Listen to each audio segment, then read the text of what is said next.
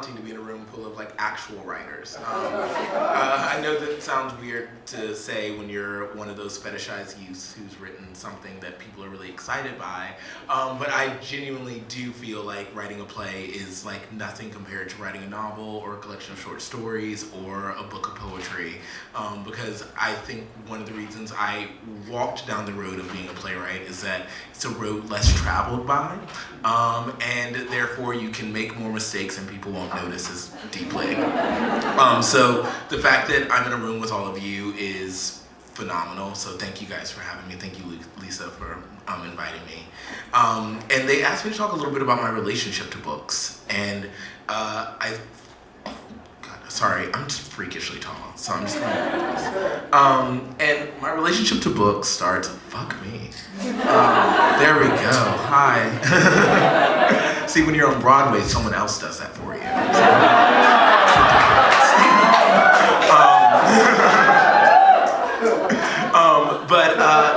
So I grew up in a small town called Martinsville, Virginia.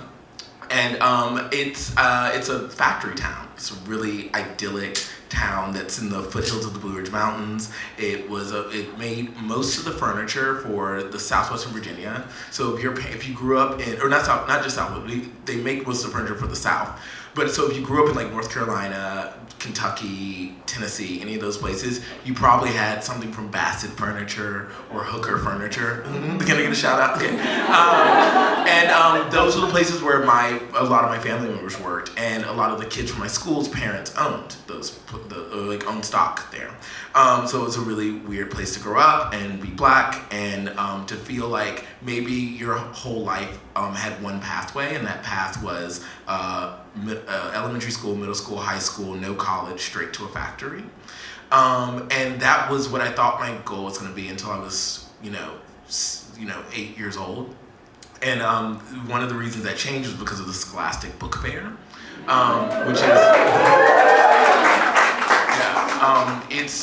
it's one of those weird things that looking back on it, you're like, oh, that was very twee, but it actually it changed my life, because there wasn't a bookstore in our town. The closest one was the Barnes & Noble in Roanoke, Virginia, or the one in Greensboro, North Carolina. Hi, I love VA, 2 up, 2 down, okay? But the Scholastic Book Fair was where I got to discover that there were worlds outside of Martinsville. And I know that everyone says it about books, like, I opened a book and my imagination took me to Prague. It's like, but it truly did, It was like, it's crazy how like these things that are said are real, And one of the first books that really changed the game for me was a book I got in 2nd grade.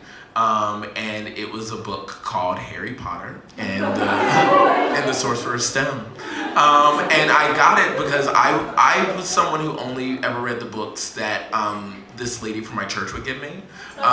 She would, Sister Ruth from my church, collected the Boxcar Children books. To this day, I don't know why, but she did. And I was a weird young reader. My mom doesn't remember how I learned how to read, but I did. And then she was just and someone told her well, if he can get his hands on books, just keep giving them to him because he'll keep reading better. So even though I think Boxcar Children was outside of my reading level, she gave it to me. And I would read those like crazy, and I fell in love with those children and their adventures. But I still wasn't hooked on reading. I was just sort of that's the thing that happens. Every Sunday I get a new book, and the next Sunday I talk about it with her.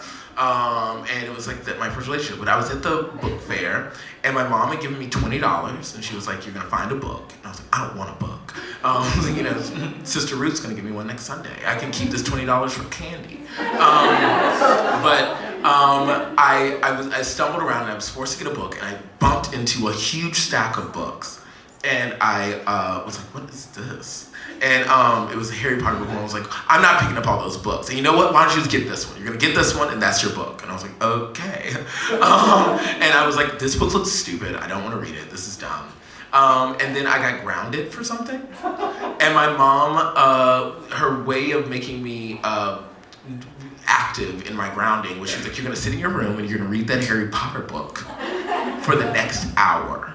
And I didn't leave until the next day when I had finished it. I stayed up, I'm not kidding, but I stayed up all night reading the Harry Potter book, and I was like, this is amazing, books are cool. And I was like, there's something else.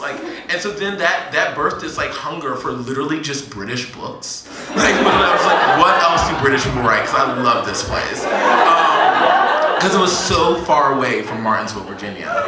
And that birthed not only a love of British books, but British films and all these other British things, and Britishness and Europeanness started to surround my brain in this wild swirl. So I read a Guy de Maupassant book when I was in 4th grade, because I was like, he's French, that seems lit. And I was like, and I opened up my world so dramatically and radically through this this journey traveling from Harry Potter through the wider United Kingdom into Europe.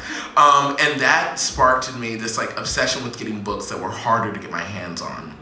So then I started going into restricted sections of my school library, because there was a thing called the AR program, the Accelerated Reader Program, and there were books that were for your grade and books that weren't for your grade, and the books that were for your grade were yellow or green dotted, and the books that weren't for your grade were red dotted, and you couldn't get those. And so I made my mom write a letter to the school saying that Jeremy could get any book he wanted. And in 6th grade I did a book report on The Color Purple. Because it was crazy. It was in the red section. And I got that book and I did a 6th grade book report on the book, and I was like, this is The Color Purple. It is by Alice Walker. Alice Walker is really cool. And so is this book. It's about a young woman named Celie. Celie becomes a lesbian after her father impregnates her. What? And my teacher was like, whoa, whoa, whoa, whoa, whoa. And I was like, that's what the book's about. Then I realized that there was something inside of novels that could upset people if they were if the ideas inside of them got into the wrong hands at the wrong time, and then people couldn't stop me from getting a hold of books.